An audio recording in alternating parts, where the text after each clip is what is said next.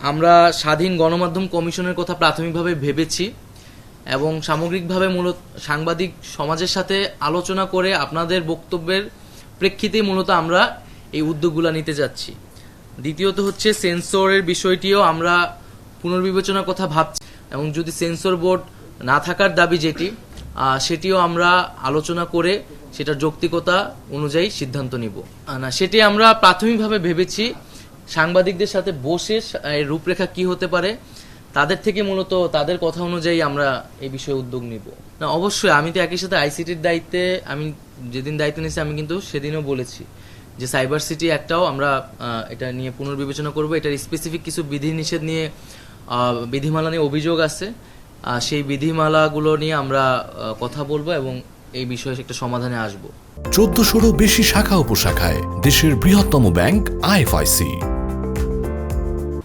অবশ্যই আমরা সহযোগিতা করব এবং আমরা আরো গণমাধ্যম কর্মীদের কাছ থেকে সহযোগিতা চাচ্ছি।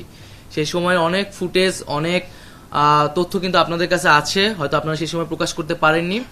এই সময় কিন্তু এটা খুবই গুরুত্বপূর্ণ, কারণ তদন্ত চলবে, শুরু হয়ে গেছে বিভিন্ন ধরনের আন্তর্জাতিকভাবেও এবং দেশীয়ভাবেও বিচার প্রক্রিয়া শুরু হয়ে গেছে এবং এটা তো আসলে আমাদের একটা ন্যাশনাল মেমোরিরও বিষয়।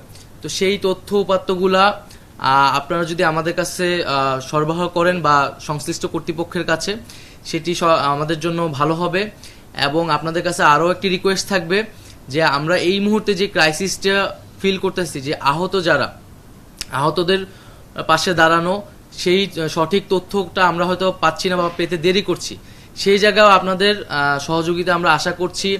আমরা অনেক মানুষ যারা শহীদ হয়েছেন, অনেক লাশ কিন্তু এখনো মর্গে আছে, যাদের পরিবার কিন্তু অ্যাড্রেস করা যাচ্ছে না। তো সেই তথ্যগুলা, সেই জিনিসগুলো আপনারা যদি একটু জোর দিয়ে প্রচার করেন তাহলে এটা আমাদের জন্য সুবিধা হয় এবং সেই সহযোগিতাটা আপনাদের কাছে আমরা প্রত্যাশা করছি।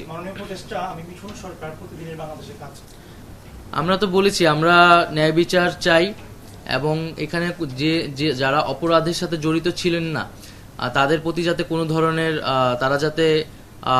তাদের বিরুদ্ধে যাতে কোনো ধরনের ব্যবস্থা না নেওয়া হয় সে বিষয়ে আমাদের নির্দেশনা রয়েছে এবং মামলাগুলো হলেও সেগুলো কিন্তু সুস্পষ্ট তদন্তের ভিত্তিতে সেই বিষয়ে ব্যবস্থা নেওয়া হবে। এই বিষয়ে কিন্তু আইন মন্ত্রণালয়কে নির্দেশনা দেওয়া আছে। আমি তো দুইটা মন্ত্রণালয়, ওইখানে দুইটা বিভাগ আর কি, ডাক টেলিযোগ এবং তথ্য মন্ত্রণালয়। আপনাদের কাছে আমার অনুরোধ থাকবে আমার ছবি যত কম প্রচার করা যায়। আমি তো পালায় পালায় বেড়াইতেছি এই কয়দিন ধরেও, তো খুবই স্পেসিফিক কারণ না ছাড়া বা প্রয়োজন হলে সেটা আমি আহ্বান করব জরুরি প্রয়োজনে, ওই বিষয়ে আমাকে আপনারা হেল্প করবেন। আমার ছবি যত কম প্রচার করা যায় না সেটা তো আমি আমার জায়গা থেকে এনশিওর করব। আর আরেকটা কি বিষয় বললেন যে আর আইনের বিষয়টা আমি তো বললাম, আমি তো একদিন হয়েছে দায়িত্বে এসেছি, সমালোচনাগুলা অ্যাড্রেস করা হবে এবং সাংবাদিকদের সাথে বসে আমি মূলত তাদের কাছ থেকে শুনতে চাচ্ছি তারা কি ধরনের চ্যালেঞ্জ ফেস করে।